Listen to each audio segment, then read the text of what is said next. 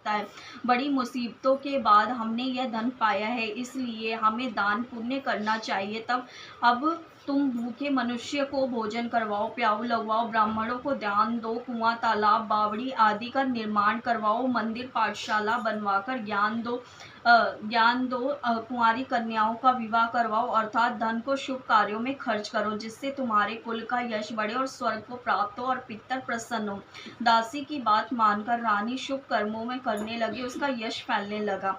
एक दिन रानी और दासी आपस में विचार करने लगे कि न जाने राजा किस दशा में होंगे, उनकी कोई खोज खबर नहीं है। उन्होंने श्रद्धा पूर्वक गुरु भगवान बृहस्पति देव भगवान की प्रार्थना की तथा वह कहने लगी राजा शीघ्र वापस आ जाए। उधर राजा परदेश में दुखी रहने लगा। वह प्रतिदिन जंगल से लकड़ी बीनकर लाता और शहर में बेचकर अपना जीवन दुखी व्यतीत करने लगा, बड़ी कठिनाई से व्यतीत करने लगे। एक दिन दुखी होकर अपनी पुरानी बातों को याद करके वह रोने लगा और उदास हो गया। उसी समय राजा के पास बृहस्पति देव साधु के वेश में आकर बोले, हे लकड़हारे, तुम इस सुनसान जंगल में किस चिंता में बैठे हो, मुझे बतलाओ। यह सुनकर राजा के नेत्रों में जल भर आया। साधु की वंदना कर राजा ने अपनी संपूर्ण कहानी सुना दी। महात्मा दयालु होते हैं। वे राजा से बोले, हे राजा, तुम्हारी पत्नी ने बृहस्पतिवार के प्रति अपराध किया था, जिसके कारण तुम्हारी यह दशा हुई है। अब तुम किसी प्रकार की चिंता मत करो, भगवान तुम्हें पहले से अधिक धन और अन्न देंगे। देखो, तुम्हारी पत्नी ने बृहस्पतिवार का व्रत प्रारंभ कर दिया है। अब तुम भी बृहस्पतिवार का व्रत करके चने की दाल व गुड़ फिर जल के लोटे में डालकर केले का पूजन करो, फिर कथा कहो व सुनो। भगवान तुम्हारी सभी मनोकामनाओं को पूर्ण करेंगे। साधु की बात सुनकर राजा बोला, हे प्रभु, लकड़ी बेचकर तो इतना पैसा भी नहीं मिलता जिससे भोजन करने के उपरांत कुछ बचा सकूं। मैंने रात्रि में अपनी रानी को व्याकुल देखा। मेरे पास कोई साधन भी नहीं है जिससे उसका समाचार जान सकूं। फिर मैं बृहस्पति देव की क्या कहानी कहूं और मुझे मालूम नहीं है। साधु ने कहा, हे राजा, मन में बृहस्पति भगवान के पूजन और व्रत का निश्चय करो। वे प्रत्यय तुम्हारे कोई लिए राह बना देंगे। बृहस्पतिवार के दिन तुम रोजाना की तरह उठकर लकड़ियां लेकर शहर में जाना। तुम्हें रोज से दुगना धन प्राप्त होगा, जिससे तुम भली प्रकार भोजन कर लोगे तथा बृहस्पति देव की पूजा का सामान भी आ जाएगा। तुम बृहस्पतिवार की कहानी के बारे में पूछा तो इस प्रकार है। बृहस्पतिवार की कहानी। प्राचीन समय में एक बहुत ही निर्धन ब्राह्मण था। उसके कोई संतान नहीं थी। वह नित्य पूजा पाठ करता था। उसकी स्त्री न स्नान करती न किसी देवता का पूजन करती थी। इस कारण ब्राह्मण देवता वह दुखी रहते थे। भगवान की कृपा से इस ब्राह्मण की एक कन्या उत्पन्न हुई। कन्या बड़ी होने लगी। प्रातः स्नान करके भगवान विष्णु का जप करती थी। बृहस्पतिवार का व्रत करने के लिए पूजा पाठ का समाप्त कर पाठशाला जाती थी। अपनी मुट्ठी में जौ भरकर लेकर जाती थी और पाठशाला जाने के मार्ग में डालती हुई जाती थी। लौटते समय वही जौ स्वर्ण के हो जाते थे तो उनको बीनकर घर में ले आती थी। एक दिन वह बालिका सूप में उन सोने को जौ को फटक कर साफ कर रही थी। तभी उसकी माँ ने देख लिया और कहा, हे बेटी, सोने के जौ को फटकने के लिए सोने का सूप भी होना चाहिए। दूसरे दिन गुरुवार था। कन्या ने व्रत रखा और बृहस्पति देव से सोने के सूप की प्रार्थना की। बृहस्पति देव ने उसकी प्रार्थना को स्वीकार कर लिया। रोजाना की तरह वह कन्या जौ फैलाती हुई पाठशाला चली गई। पाठशाला से लौटकर जब वह जौ बीन रही थी तो उसे बृहस्पति देव की कृपा से उसे सोने का सूप भी मिला। वह घर ले आई और उसने जौ साफ करने लगी, परंतु उसकी माँ का वही ढंग रहा। एक दिन की बात है, कन्या सोने के सूप में जौ साफ कर रही थी। उस समय उस नगर का राजकुमार वहां से निकला। कन्या के रूप को देखकर वह उस पर मोहित हो गया। राजमहल में आकर वह भोजन तथा जल त्याग कर उदास होकर लेट गया। राजा को जब राजकुमार द्वारा अन्न जल त्यागने का समाचार प्राप्त हुआ तो वह अपने मंत्रियों के साथ अपने पुत्र के पास आ गया और कारण पूछा। राजकुमार ने राजा को कहा, लड़की के घर का पता भी बता दिया। मंत्री ने लड़की के घर गया और मंत्री ने ब्राह्मण के समक्ष राजा की ओर से निवेदन किया कि कुछ ही दिन बाद ब्राह्मण की कन्या का विवाह राजकुमार के साथ संपन्न हो गया। कन्या के घर से जाते ही ब्राह्मण के घर में पहले की भांति गरीबी का निवास हो गया। एक दिन दुखी होकर ब्राह्मण अपनी पुत्री से मिलने गए। बेटी ने पिता की अवस्था को देखा और अपनी माँ का समाचार पूछा। ब्राह्मण ने फिर सभी हाल सुना दिया। कन्या ने बहुत सा धन देकर अपने पिता को विदा किया, लेकिन कुछ दिन बाद ही फिर वही हाल हो गया।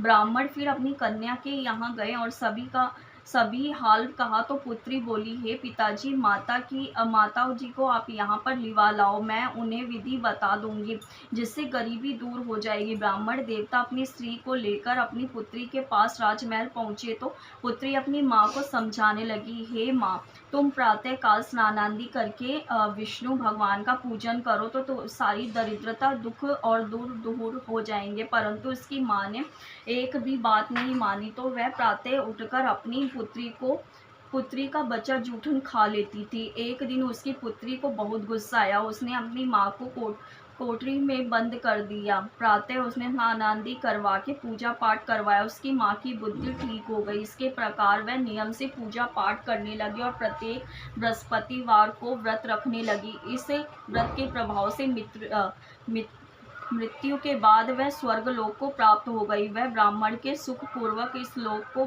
सुख भोग कर स्वर्ग को प्राप्त हुआ। इस तरह की कहानी साधु देवता ने वहां से लोप हो गए। धीरे धीरे समय व्यतीत होने लगा। फिर बृहस्पतिवार का दिन आया। राजा जंगल से लकड़ी काटकर शहर में बेचने गया। उसे उस दिन और दिनों से अधिक मिला। राजा को चना गुड़ आदि लाकर बृहस्पतिवार का व्रत किया। उस दिन से उसके सभी कलेश दूर हो गए। परंतु जब अगला बृहस्पतिवार आया तो बृहस्पतिवार का व्रत करना भूल गया। इस कारण बृहस्पति देव भगवान नाराज हो गए। उस दिन उस नगर के राजा ने विशाल यज्ञ का आयोजन किया था तथा अपने समस्त राज्य में घोषणा करवा दी थी कि सभी मेरे यहाँ भोजन करने आवे, किसी के घर में चूल्हा नहीं जलेगा। इस प्रकार जो आज्ञा नहीं मानेगा उसको फांसी की सजा दी जाएगी। राजा की आज्ञा अनुसार राज्य में सम्मिलित सभी राजा के भोज में सम्मिलित हुए, लेकिन लकड़हारा कुछ देर से पहुंचा, इसलिए राजा उसे अपने साथ महल में ले गए। जब राजा ने लकड़हारे को भोजन करा रहे थे, रानी की दृष्टि उस खूंटी पर पड़ी जिस पर उसका हार लटका हुआ था। उसने हार खूंटी पर लटका दिखाई नहीं दिया। रानी को निश्चय ही हो गया था कि उस लकड़हारे ने हार चुरा लिया। उस समय सैनिक बुलाकर उसको जेल में डलवा दिया।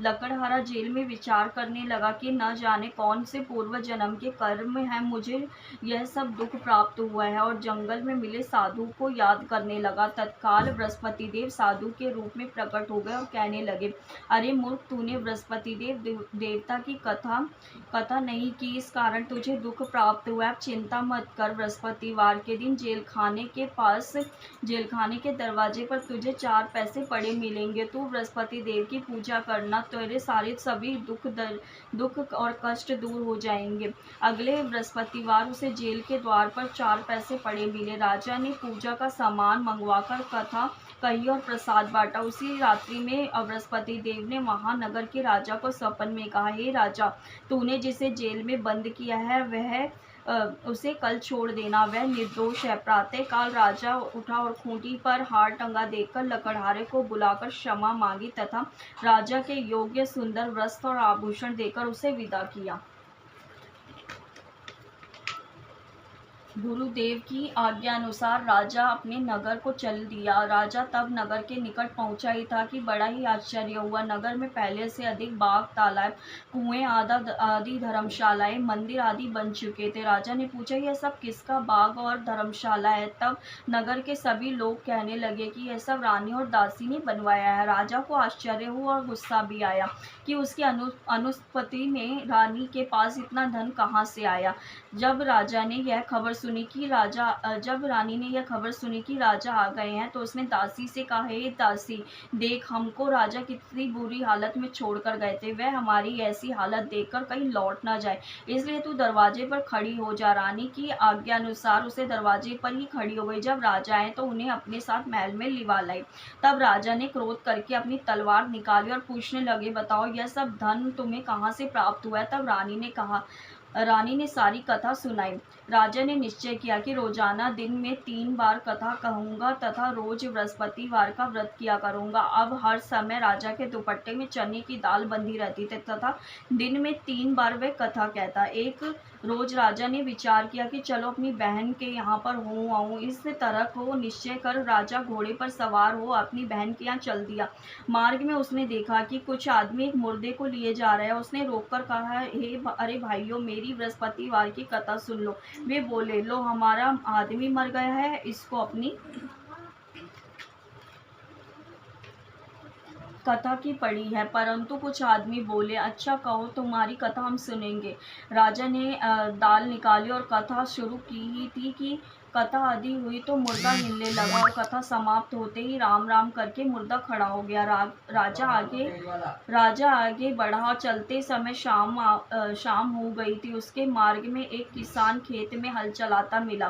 राजा ने उससे कथा सुनने का आग्रह किया, लेकिन वह नहीं माना। राजा आगे चला ही था कि राजा के हटते ही बैल पछाड़ खाकर गिर गए। किसान के पेट में जोरों का दर्द होने लगा। उसी समय किसान की पत्नी उसे रोटी लेकर वहां आई थी। जब राजा ने अपने पुत्र से सब हाल पूछा। बेटे ने सभी हाल बता दिया। बुढ़िया दौड़ी दौड़ी उस घुड़सवार के पास गई और बोली, मैं कथा सुनूंगी, चल तू मेरे खेत पे ही चलकर पूरी कथा सुनाना। राजा ने लौटकर बुढ़िया के खेत पर ही जाकर कथा सुनाई। उसके सुनते ही बैल खड़े हो गए तथा किसान के पेट का दर्द भी सही हो गया। राजा अपनी बहन के घर पहुंच गया। बहन ने भाई की खूब मेहमानी की। दूसरे रोज प्रातःकाल जब वह राजा जागा तो उसने देखा कि सभी लोग भोजन कर रहे हैं। राजा ने अपनी बहन से पूछा, कोई ऐसा मनुष्य नहीं है जिसने अभी तक भोजन नहीं किया हो, जो मेरी बृहस्पतिवार की कथा सुन ले। बहन बोली, हे भैया, ये देश ही ऐसा है। पहले यहाँ के लोग भोजन करते हैं, फिर बाद में अन्य काम करते हैं। फिर वह कुम्हार के घर का मालूम है जिसका लड़का बीमार था। उसे मालूम हुआ कि उसके यहाँ 3 दिन से किसी ने भी भोजन नहीं किया है। रानी ने अपने भाई की कथा सुनने के लिए कुम्हार से कहा तो वह तैयार हो गया। राजा ने जाकर बृहस्पतिवार की कथा सुनाई, जिसको सुनकर उसका लड़का ठीक हो गया। अब राजा की प्रशंसा होने लगी। एक दिन राजा ने अपनी बहन से कहा, हे बहन, अब मैं अपने घर जाऊंगा, तुम भी तैयार हो जाओ। राजा की बहन ने अपनी सास से अपने भाई के साथ जाने की आज्ञा मांगी। सास बोली, चली जा, परंतु अपने लड़के को मत ले जाना, क्योंकि तेरे भाई की कोई संतान नहीं है। बहन ने अपने भाई से कहा, हे भैया, मैं तो चलूंगी, परंतु बालक नहीं जाएगा। अपनी बहन को भी ऐसी दुखी मन से राजा अपने नगर को लौट आया छोड़कर। राजा ने अपनी रानी से सारी कथा सुनाई और बिना भोजन किए शय्या पर लेट गए। रानी बोली, हे प्रभु, बृहस्पति देव ने हमें सब कुछ दिया है, वह हमें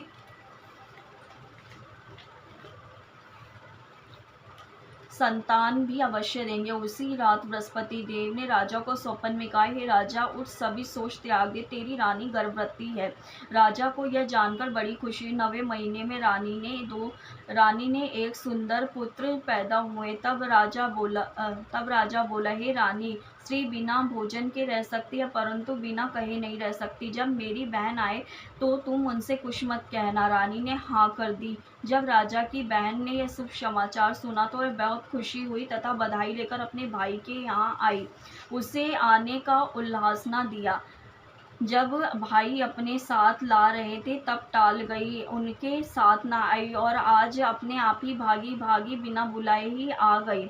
तो राजा की बहन बोली, भाई, मैं इस प्रकार न कहती तो तुम्हारे औलाद घर में कैसे होती। बृहस्पति देव सभी की मनोकामना पूर्ण करते हैं। जो सद्भावना पूर्वक बृहस्पतिवार का व्रत रखता है तथा कथा सुनता है, दूसरों को सुनाता है, बृहस्पति देव उसकी सभी मनोकामनाओं को पूर्ण करते हैं, उनकी सदैव रक्षा करते हैं।